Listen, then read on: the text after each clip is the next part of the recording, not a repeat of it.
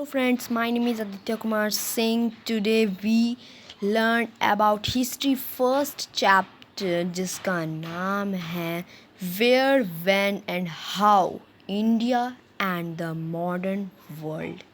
इसका मतलब हुआ Where मतलब कहाँ, When मतलब कब, How मतलब कैसे, इंडिया और मॉडर्न वर्ल्ड. चलिए आज हम लोग इस चैप्टर के बारे में पढ़ेंगे. ये हिस्ट्री का फर्स्ट चैप्टर है, इसकी हिस्ट्री का पहला चैप्टर है. चलिए इसके बारे में हम लोग जानते हैं. सबसे पहले हम लोग स्टार्ट करते हैं हमारे पहले कॉलम में सबसे ऊपर, जिसे आप लोग देख रहे हैं मिडाइवल मॉडर्न. ग्रीन कलर और येलो कलर के अंडरलाइंस किए हुए हैं. देखिए यहाँ पे क्या है, ये मिडाइवल पीरियड है. कब से कब तक चला है? 1650 से लेके 17, कब से कब तक मतलब नहीं, मतलब क्या हुआ है इसमें, यूरोपियन क्या हुआ था इस बीच में. 1650 से लेके 1700 तक यूरोपियंस कम इंडिया में आए थे और अपने व्यापार को बढ़ाए थे. फिर 1700 से मॉडर्न स्टार्ट हो जाता है. 1700 से 1750 तक मुग़ल एम्पायर टूटने लगता है और नए नए किंगडम्स जैसे ब्रिटिश, नए नए किंगडम जैसे मराठास हुआ, अवध हुआ, बंगाल हुआ, ये सब जैसे नए नए किंगडम्स का राइज होने लगता है. उसके बाद है 1750 टू 1800. इसमें ब्रिटिश जो होता है इंडिया पे हमला कर देती है, मतलब अपने खुद का एक शासन करने लगती है. फिर 1750 से 1850 तक यही होता है. फिर उसके बाद 1857 में एक रिवॉल्ट होता है, जिसमें जैसा कि आप लोग जानते होंगे कि 1857 का रिवॉल्ट, जिसमें हम जीत तो गए थे लेकिन फिर हम हार गए, क्योंकि उसमें सब कंट्रीज़ अपने मतलब कि सब किंगडम्स अपने अपने मतलब कि जैसे कि बाई चांस बता देते हैं, जैसे आप हैं और मैं हूँ ब्रिटिश, मैं आप पे हमला किया तो आप हमसे लड़ाई कर रहे हैं. तो कोई दूसरा राजा सोचा, जैसे हम आप पे कब्ज़ा कर ली, तो कोई दूसरा राजा सोचा कि अरे इस पे कब्ज़ा किया है ना, तो मेरा क्या जा रहा है. लेकिन उसी के कारण हम लोग रिवॉल्ट जीत गए थे, लेकिन फिर ब्रिटिश हमारे ऊपर फिर कब्ज़ा कर लिया, क्योंकि हम अपने अपने लिए लड़ रहे थे. अगर हम एकजुट होकर लड़ते तो हम ज़रूर जीतते. उसके बाद 1900 से लेके 1950 तक फ्रीडम ऑफ स्ट्रगल, मतलब इंडिपेंडेंस के लिए मतलब कि आज़ादी के लिए लड़ा गया. उसके बाद फाइनली 1957 में हमें आज़ादी मिली. आशा करता हूँ कि आप सब मिडाइवल मॉडर्न और मैंने जो ये कॉलम के बारे में बताया आप समझ गए हैं. अब दूसरा हम करते हैं enrichment activities. Check how much you remember for your last year in history book. इसमें है कि क्या चेक करना चाहिए कि हम अपने पिछले साल पढ़ा था कि हिस्ट्री में क्या पढ़ा था. तो चलिए सबसे पहले पॉइंट 1 से स्टार्ट करते हैं. On the timeline above the mark the date of Aurangzeb death. हाँ ज़रूर 1700 to 1757 हुआ. Name at least 2 powerful kingdoms that emerged in India after the breakup of Mughal Empire. Name आसानी से नवाब हुआ, नवाब हुआ, फिर बंगाल हुआ, फिर मराठास हुआ. नवाब मतलब कि बंगाल के राजा को नवाब कहा जाता था, तो नवाब कोई नहीं है. बंगाल हुआ, मराठास हुआ, अवध हुआ, हैदराबाद हुआ, मैसूर हुआ, बहुत से ऐसे, लेकिन इसमें हमें सिर्फ 2 बताना है, तो बंगाल और मराठास. तो चलिए हम लोग अब पढ़ते हैं नीचे दिए गए इंट्रोडक्शन से. सबसे पहले The history of a country is divided into the ancient, medieval and the modern periods. हमारे हिस्ट्री, जो हमारी कंट्री की हिस्ट्री है, वो 3 भाग में डिवाइड किया गया है.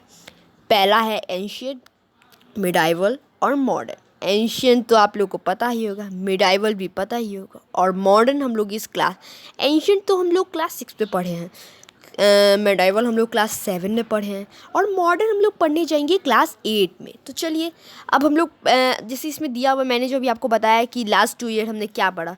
तो सबसे पहले एंशियंट. अब सबसे पहले हम लोग बोलते हैं हम लोग इस साल मॉडर्न पढ़ेंगे. उसके बाद इसमें हम लोग पढ़ेंगे कि 18th सेंचुरी में इंडिया कैसे इंडिपेंडेंस हुआ, इंडिया के कैसे कुछ इवेंट्स हुए, फिर how over Indian history different from other country की हिस्ट्री से इंडियन मॉडर्न हिस्ट्री कैसे डिफरेंस है। जैसे देखो बताते हैं, for example in 16th century Europe was already threshold on modern period while India was still in medieval period. जैसे देख लो 16th सेंचुरी में हिस्ट्री जो है मतलब कि यूरोप जो है मॉडर्न पीरियड में घुस चुका था, लेकिन हम मॉडर्न पीरियड में नहीं गए थे, हम थे मिडाइवल पीरियड में। उसके बाद है फीचर्स ऑफ मॉडर्न एज। चलिए अब हम लोग का मेन फर्स्ट टॉपिक है features of modern as. Modern age was a period of great sweeping changes. These changes were result in certain powerfuls to come in time to be recognized as a characteristic features of modern age. They were. चलिए इसका मतलब हुआ कि modern age जो है एक ऐसा changes है जिसमें बहुत से बड़े बड़े चेंजेस हुए हैं, अच्छे भी हुए हैं।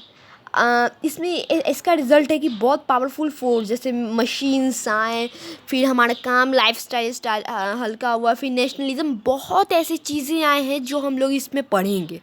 अब इसके कुछ फीचर्स हैं जैसे अभी मैंने बताया, इंडस्ट्रियलाइजेशन जैसे अभी हम लोग पढ़ेंगे। जैसे मॉडर्न एज के बहुत से फीचर्स हैं, जैसे फर्स्ट ऑफ ऑल है industrialisation, the large scale production of goods in a factories using machines and powers। Factories में मतलब देखिए जब ब्रिटिश टाइप तो उन्होंने सबसे पहले फैक्ट्री स्टेप डेवलप किया। उसके बाद फिर 1 मिनट प्लीज़, हाँ तो वो आए तो सबसे पहले उन्होंने फैक्ट्री स्टेब्लिश किया। तो वो तो कहाँ से आए थे, तो वो तो हाँ तो सबसे पहले हम वो इंडस्ट्रियलाइजेशन से पढ़े थे। देखिए सबसे पहले आया industrialisation, the large scale production of goods in a factories using machines and powers are called industrialisation. Large scale production मतलब बहुत बड़े प्रोडक्शन होने लगे फैक्ट्रीज़ में मशीन्स के द्वारा और नई तरीके की पावर्स के द्वारा बहुत से वो होने लगे। हाँ तो जैसा कि सबसे पहले है इंडस्ट्रियलाइजेशन। इंडस्ट्रियलाइजेशन एक ऐसा प्रोसेस है जिसमें जो होता है बहुत से लार्ज स्केल के प्रोडक्शन गुड्स इन फैक्ट्रीज में होने लगे। दूसरा है urbanisation, the movement of people from village to towns and cities in search of better quality of life। Movement होने लगा मतलब लोग जो हैं वो जाने लगे, अपनी अपनी जगह से जाने लगे, शहर के विलेज छोड़ के शहर की तरफ जाने लगे। किस लिए? बेटर क्वालिटी के लाइफ के लिए, मतलब कि उनकी लाइफ इजी हो सके।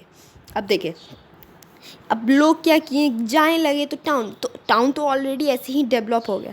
और उसके बाद फिर लोग, अब बताता हूँ मैं, लोग यहाँ से विलेज से क्यों जाते थे। जैसे बाई चांस कोई विलेज में लोग रहते हैं, वो ज़्यादातर क्या करते हैं, खेती करते हैं। जैसे बाई चांस वो खेती किए किसी चीज़ का, तो वो खेती क्या हुआ, उग गया, तो उसको उगने में तो टाइम लगेगा ना। जैसे बाई चांस 6 महीना टाइम लगेगा उसको उगने में, तो 6 मंथ वो क्या खाएंगे क्या पिएंगे। इसीलिए वो सोचे कि खेती से अच्छा हम लोग कुछ इंडस्ट्री में जाए, मतलब कि जैसे इंडस्ट्री है तो इंडस्ट्री में जाए, इंडस्ट्री में काम करे, उससे पैसा कमाए। तो इसी के कारण लोग जाने लगे एक जगह से दूसरी जगह, मतलब कि विलेज से लेके टाउन पे जाने लगे, ताकि हम उनको अच्छी क्वालिटी के लाइफ्स और सब चीज़ अच्छी मिले, जिससे उन्हें और उनके परिवार को कोई दिक्कत ना हो। दूसरा है nationalism, patriotism and the growing of identification with one homeland. Patriotism यानी देशभक्ति एंड ग्रोइंग ऑफ आइडेंटिफिकेशन, मतलब जैसे नेशनलिज्म क्या हुआ। नेशनलिज्म थोड़ा सा आपको एक्सप्लेन कर देता हूँ मैं। नेशनलिज्म ऐसा हुआ, अगर आपको जैसे कोई पूछेगा कि व्हाट इज़ नेशनलिज्म, तो आप 2 बोल सकते हैं, patriotism and the growing of identification with one homeland are called nationalism. और एक भी ये भी बोल सकते हैं, nationalism is a strong feeling of love, pride and loyalty that people have for their country. इसका मतलब ये हुआ नेशनलिज्म यानी देशभक्ति। जैसे इसके बारे में मैं भी बोला कि थोड़ा सा एक्सप्लेन कर देता हूँ, तो चलिए एक्सप्लेन कर देता हूँ मैं। तो मैं आपको लोग को जैसे बता सकता हूँ कि नेशनलिज़म की जैसे जैसे देखिए जैसे मैं एक जगह है वहाँ पे लोग, जैसे वहाँ पे लोग हैं तो कभी वहाँ पे कोई राजा आता था तो कभी कोई, तो जैसे कि कुछ भी जैसे बोलने, जैसे मैं बोलूँगा कि मैं जो है मराठास की किंगडम में रहता हूँ, मैं मराठास की बस्तियों में रहता हूँ। जैसे ब्रिटिश आ गए तो मैं बोलूँगा मैं ब्रिटिश की बस्ती में रहता हूँ। जैसे बंगाल आ गया तो मैं बोलूँगा कि मैं नवाब बंगाल की बस्ती में रहता हूँ। तो एक एक करके अलग अलग होता था, मतलब कि कभी कुछ युद्ध में जैसे कोई जीत गया तो उसका राज्य हो गया। तो उसके लिए एक आइडेंटिफिकेशन यानी एक फिक्स आइडेंटिफिकेशन चाहिए कि हम किसके अंडर में काम कर, मतलब किसके राज्य में रह रहे हैं। तो उसी के लिए नेशनलिज़म स्टार्ट हुआ था। और नेशनलिज़म को एक और तरीके से भी कहा जा सकता है कि अपने देश के लिए प्यार, भक्ति और श्रद्धा, इससे हम लोग भी नेशनलिज़म कह सकते हैं। अब हम लोग पेज पलटेंगे, नेक्स्ट पेज में सबसे पहले आप ऊपर वाली फ़ोटो देख रहे हैं जिसमें लिखा हुआ है Lord Clive meeting with Mir Jafar after in the battle of Plassey, a painting by Francis Hayman. इसका मतलब लॉर्ड सिविल मतलब ब्रिटिश के उस समय राजा जो थे, मतलब ब्रिटिश के उस टाइम जो कैप्टन थे लॉर्ड सिविल, और मीटिंग कर रहे थे, मतलब बातचीत कर रहे थे किसके साथ, मीर जफ़र के साथ, बैटल ऑफ पलासी के टाइम में। किसके टाइम में, बैटल ऑफ पलासी के टाइम में। इस पेंटिंग को बनाया गया है फ्रेंचिस हाइमन के द्वारा सन 1762। अब डेमोक्रेसी, अब चलिए नीचे में अपने टॉपिक में वापस आते हैं। Democracy, government by the people. Government मतलब क्या आप लोग जानते हैं डेमोक्रेसी मतलब क्या होता है, लोकतंत्र, मतलब पीपुल गवर्नमेंट के द्वारा, मतलब कि गवर्नमेंट अगर कोई निर्णय लेगा तो वो लोग के लिए ही लेगा, लोग के जीवन के लिए लेगा, तो उसी को कहते हैं डेमोक्रेसी, मतलब government by the people. Socialisms, a state where the system where the state tries to ensure equitable distribution of wealth, इसको हम लोग क्या कहते हैं, इक्विटेबल डिस्ट्रीब्यूशन ऑफ वेल्थ। मतलब इसका मतलब वो ऐसा सिस्टम जिसमें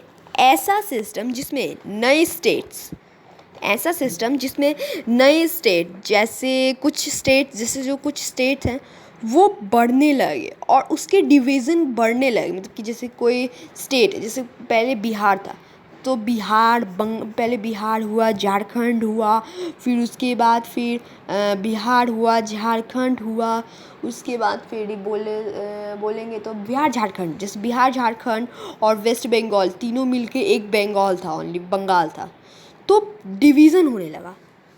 इसी को कहते हैं नए नए स्टेट्स आने लगे, डिवीज़न होने लगा वेल्थ का, मतलब नए नए स्टेट्स आने लगे, जैसे कि बंगाल है, बंगाल का 3 हिस्सा हो गया, बिहार हो गया एक, उसके बाद फिर एक हो गया आपका झारखंड, उसके बाद फिर आपका एक हो गया बंगाल। तो 3 हिस्से हुए कि नहीं बंगाल के, एक खुद बंगाल और 2 बिहार और Jharkhand.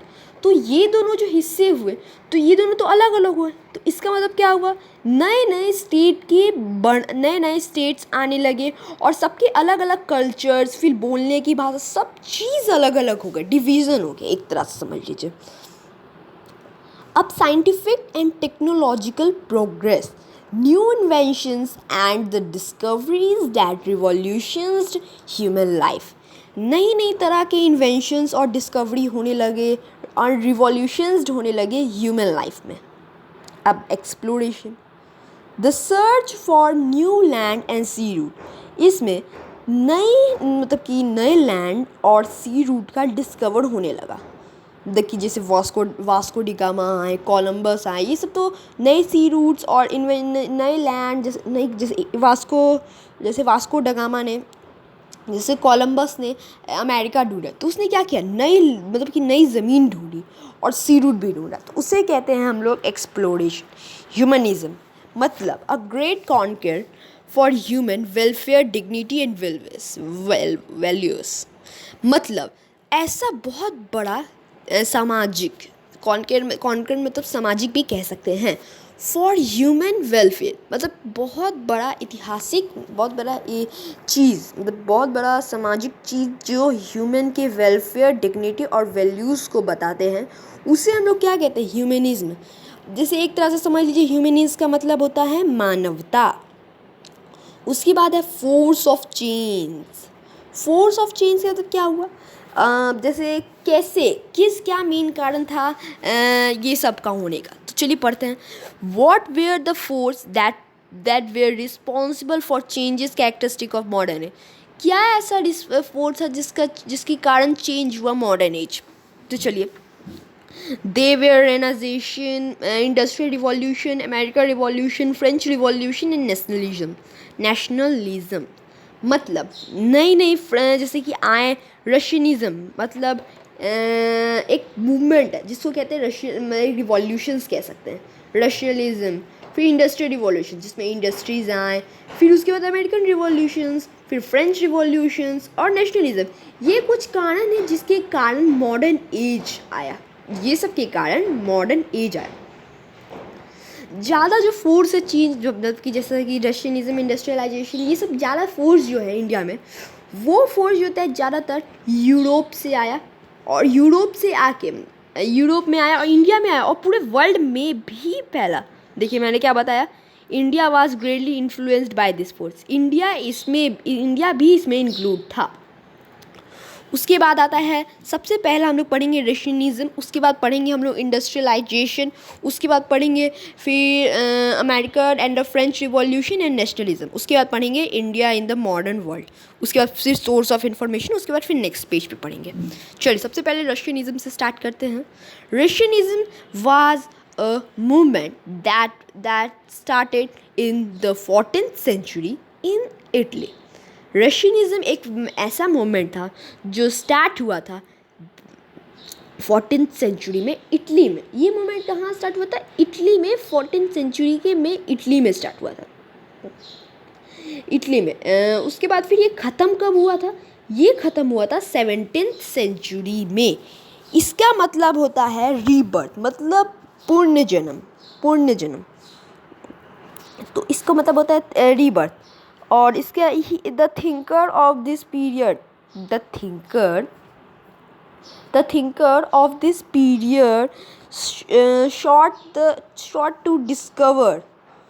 sought to discover the revolution and the learning about ancient Greeks and the Romans।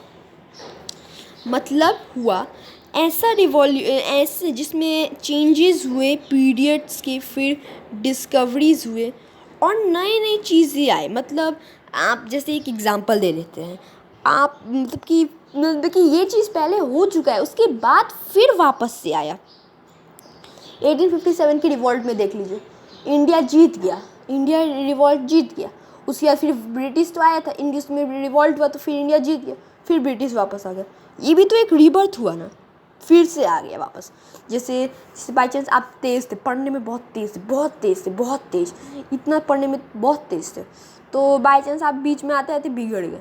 उसके बाद भगवान ना करे ऐसा हो, लेकिन फिर भी मैं बोलता हूँ बीच में आके आप बिगड़ गए, उसके बाद फिर जब आपको धक्का लगा तो फिर आपको समझ में नहीं पढ़ना ज़रूरी है, तो ये क्या हुआ, ये हुआ रीबर्थ। उससे भी फिर ज़्यादा आप इंटेलिजेंट हो गए। तो इसमें क्या हुआ, सोचिए बताइए। इसमें हुआ रीबर्थ, मतलब फिर से वही हो गया जो आप पहले थे, और पहले से ज़्यादा ही हो गए।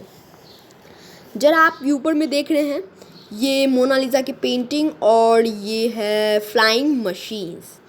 ये मोनालिसा की पेंटिंग और फिर उसके बाद है ये मशीन्स, फ्लाइंग मशीन्स।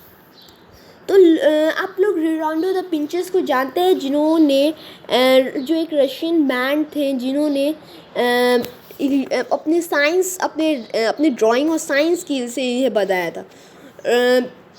ये एक रशियनिज्म मैन थे। ये जो था एक बहुत अच्छे कलाकार थे और बहुत साइंस में भी तेज थे। फर्स्ट वाली पिक्चर में जो है लेफ़्ट साइड में वो मोनालिसा की पेंटिंग है, और सेकेंड वाले में फ्लाइंग मशीन से, दोनों जो हैं वो लियोनार्डो दा विंची के द्वारा बनाया गया था। अब चलिए हम लोग अपने टॉपिक पे आते हैं। चलिए हम लोग यहाँ तक क्या पढ़े थे, जैसे मैंने आपको एग्जांपल बताया, मतलब कि फिर से डिस्कवर होना। अब उसके बाद पढ़ेंगे the rationalism give rise of a scientific method of inquiry, example learning by questions, observation, experimentation.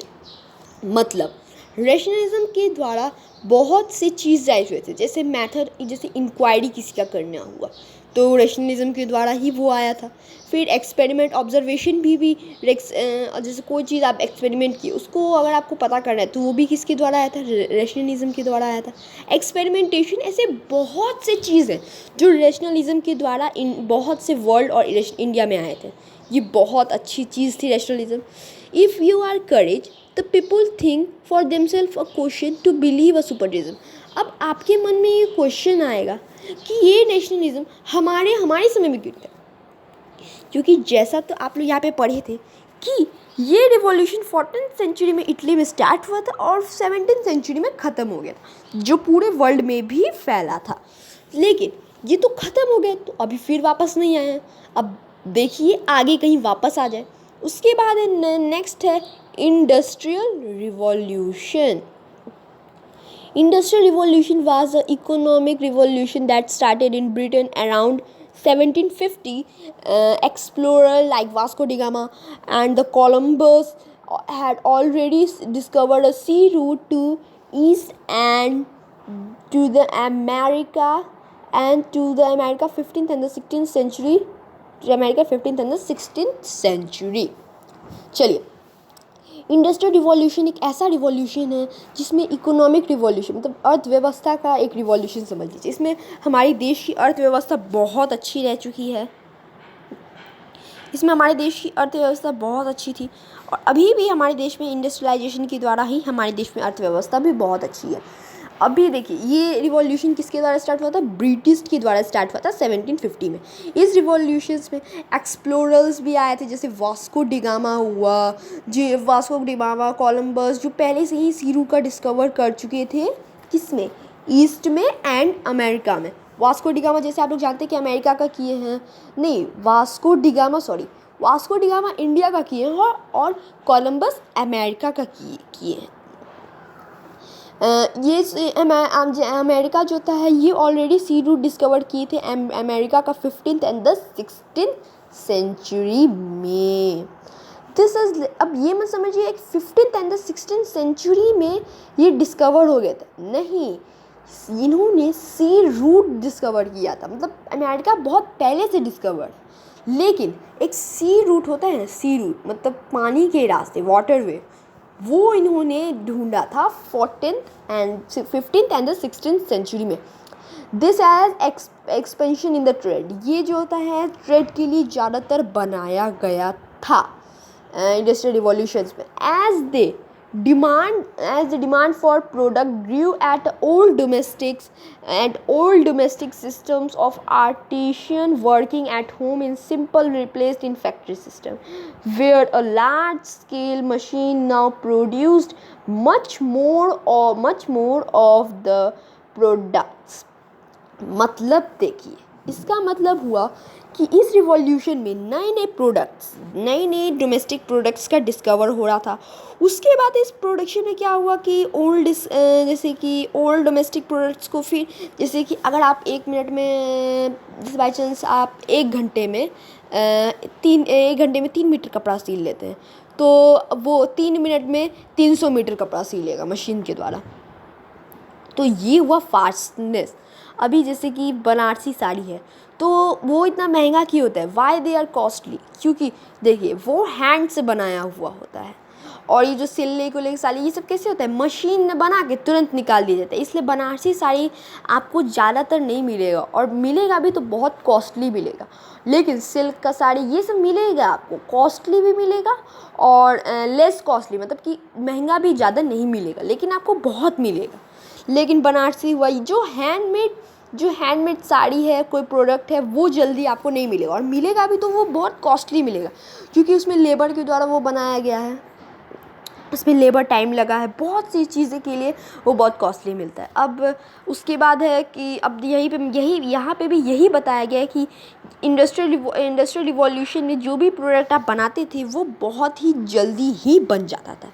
Industrial revolution was completely change the people life. Industrial revolution जो था पूरे तरीके से ह्यूमन लाइफ को उसने चेंज कर दिया था, पूरे तरीके से उसने ह्यूमन लाइफ को चेंज कर दिया था। उसके बाद फिर है one of the most important result of industrial revolutions was the growth of a colonialism. was the growth of a colonialism मतलब समझे आप लोग? नहीं समझे? चलिए समझा देते हैं। कॉलोनिज्म मतलब हुआ जैसे कि उस टाइम में ब्रिटिश जो थे, ब्रिटिश इंडिया पे कब्जा, जैसे कि कॉलोनी मतलब होता है, जैसे कोई पूछेगा कि व्हाट इज़ कॉलोनी तो आप क्या बताएंगे? जैसे कोई कंट्री, जैसे ब्रिटिश है, ब्रिटिश किसी भी कंट्री में आके जैसे इंडिया में आया और इंडिया में बेवजह वो आके अपना रूल साचल, अपना दादागिरी दिखाने लगा। मतलब एक तरीके से अपने ही देश, मतलब कि दूसरे के देश पे अपना दबाव डालना। तो वो जो डे तो वो तो दबाव हो गया, तो जिसके द्वारा वो उसको कहते हैं कॉलोनिज्म। इंडस्ट्रियल रिवॉल्यूशन में कॉलोनिज्म का भी बहुत ग्रोथ हुआ था। जैसे आप लोग जानते हैं कि ब्रिटिश जो होता है इंडिया पे राज करता था। फ्रांस जो ब्रिटिश का कॉलोनी क्या था? इंडिया था। फ्रांस का कॉलोनी क्या था? फ्रेंच का कॉलोनी था आपका, फ्रेंच का कॉलोनी था, वियतनाम कहते हैं उसको, फ्रेंच की कॉलोनी थी वो वियतनाम। तो आप लोग समझिए होंगे कॉलोनी का मतलब क्या होता है। अब समझिए factories were producing goods on a large scale, this is should be large market needed. Factories जो होता है अपने सामान को फैक्ट्रीज जो होती है वो अपने सामान को लार्ज स्केल में बनाती है और लार्ज स्केल में उसको बड़े बड़े मार्केट्स पे, जैसे यूरोपियन मार्केट्स हुआ, बड़े बड़े मार्केट्स में सेल कर देती है।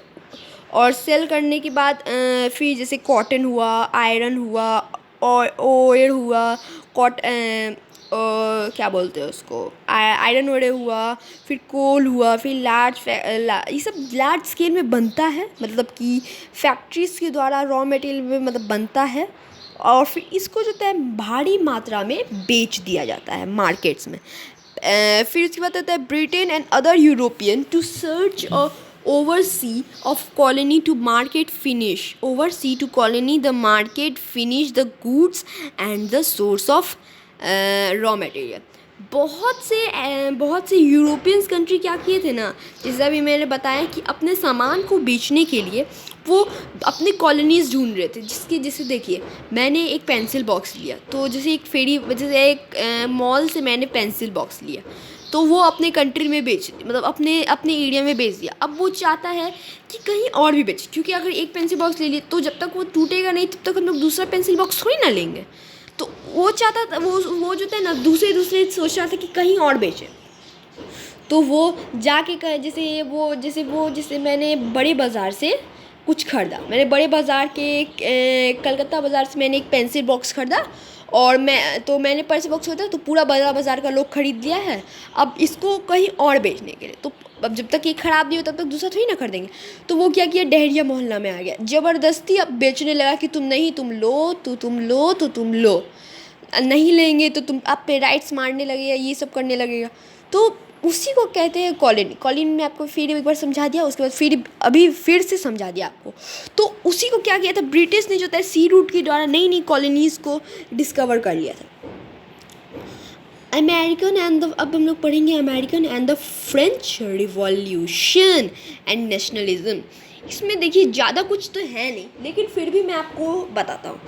American and the French revolutions and the ideal of a library, equality, fraternity, they adapted, changed the life of millions of people across the world. They inspired the life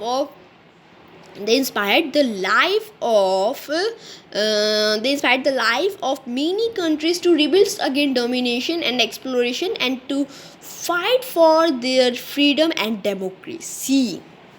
इसका मतलब हुआ American in the French revolution का main मतलब हुआ library मतलब freedom, equality मतलब समानता, fraternity मतलब भाईचारा। लाइब्रेरी मतलब फ्रीडम, इक्वलिटी मतलब इक्वलिटी मतलब समानता, और फ्रेटर्निटी मतलब हुआ ब्रदरहुड मतलब भाईचारा। दे एडप्टेड चेंज द लाइफ। हमें फ्रेंच रिवॉल्यूशन में क्या हुआ था, ये सब चीज़ों को एडप्ट कर लिया, मतलब ले लिया गया था। किसके लिए? बहुत से पीपुल्स के लिए, मतलब इसको हम लोग जो थे ना एडप्ट कर लिए थे एक तरह से, समझ, मतलब इसको जैसे कि कोई व्यवहार को हम लोग ले लिए तो उसको हम लोग जैसे फ्रेंच रिवॉल्यूशन के जो आइडियल थे उसको जैसे इक्वलिटी, भाईचारा, फिर लाइब्रेरी, फिर ये सब समझ के हम लोग ले लिए थे।